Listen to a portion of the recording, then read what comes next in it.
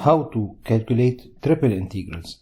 In this video, I will show many examples that you might have as exercises to calculate triple integrals. In fact, we have similar Fubini theorems like the ones for double integrals for triple integrals. In fact, triple integrals can be much more complicated because when you have a function of three variables, the domain is a volume in 3D. So it will be much more complicated to represent such a domain. That's why we'll limit ourselves to some cases that I will speak about in these examples. I take the first example where I have the integral, let's say, of the function z, dx dy dz. So it's a function of three variables, but it's by chance that the function is equal only to z. And the domain omega is equal to all the points x, y, z in R3 such that x is between 0 and 1, y is between 0 and 2, and z is between 0 and 1. If we look into this domain, it's a rectangular domain. So if we represent this in 3D, it will be somehow a box where we have constant boundaries for x, y, and z. So this is the most simple case that you might have, because since you have constant boundaries, you can choose any order of integration independently of the shape of the domain. It's a rectangular domain. So that's why we can integrate, let's say, with respect to x at last. So x is between 0 and 1. Then in the middle with respect to y, which is between 0 and 2. And first with respect to z, which is between 0 and 1. So if we do the integration, it will be z squared over 2 between 0 and 1, that's 1/2. Then we integrate with respect to y, that's y over 2 between 0 and 2. It will give us 1. And then finally, integral of 1 dx, that's x, so the final answer will be 1. Let's take now a slightly more complicated example. We take the integral of the function 1 dx dy dz. Notice that here I'm taking very simple functions because my objective is to concentrate on the boundaries and how to integrate and in which order I should integrate, not the integral itself. So we take the integral of the function 1 dx dy dz on omega, where omega is bounded by x equals 0, y equals 0, z equals 0, and x plus y plus z equals to 1. So x equals 0 in 3D, that's the plane yz, and y equals 0, that's the plane xz, and z equals 0, that's the plane xy, and x plus y plus z equals to 1, that's of the form ax plus by plus cz equals to d, which is also a plane.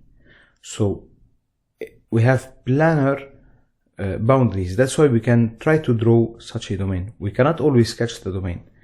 So let's take the system xyz, and we take the plane x plus y plus z equals to 1. If x and y are zeros, then z is equal to 1, right? And if y and z are zeros, x is equal to 1.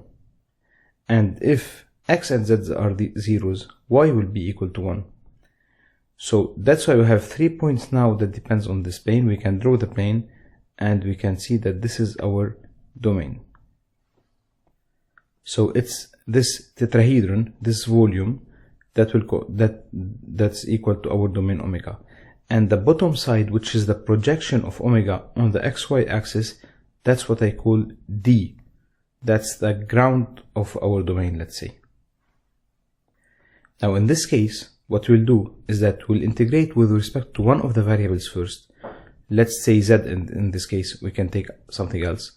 So we'll take z between 0 and the upper function that bounds z from the top. So that's equal to 1 minus x minus y. So since we are integrating with respect to z first, the boundary will be in terms of x and y. So that's why this is how we will write our integral. So our triple integral will be equal to the double integral of the simple integral in z. So we integrate with respect to z first. It will be the integral of 1, that's z, and we replace by the boundaries and we get the function 1 minus x minus y. That will integrate now on d. And what's d? That's the domain obtained by doing the projection of the volume omega on the xy system. So that's a triangle, the triangle at the bottom. So since the Fibini theorem says that it's the triple integral is the double integral of the simple one, so now we have to calculate a double integral. So we take if we take a vertical slice, then we integrate with respect to dy first, then with respect to x, and the boundaries of y will be 0 and the straight line, which is 1 minus x. And then we continue the calculation to the end. It's just a polynomial to integrate. Let's take now another case that you might have. So it's an integral of a function f, whatever the function is, where the domain omega is given this way. So we have x between 0 and 1, y between 0 and 1 minus x, and z between minus 1 plus x plus y and 1 minus x minus y. So we can see clearly that the domain is given in a way that the boundaries of y depend on x, the boundaries of x are already constant, and the boundaries of z depend on x and y. So it's like, it's very trivial that we should integrate with respect to z first, then y, then x, because of these dependencies.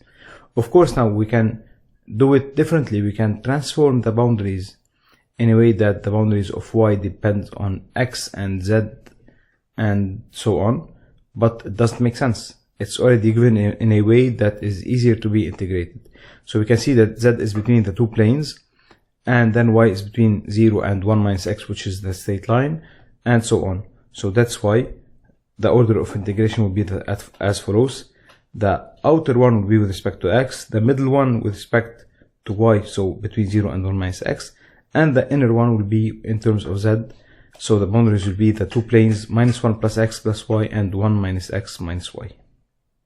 So if you ever have boundaries given in a way that it's like showing you how you should integrate it, giving you the dependencies in an ordered way, so this is how you should take the order of integration for a function of 3 variables.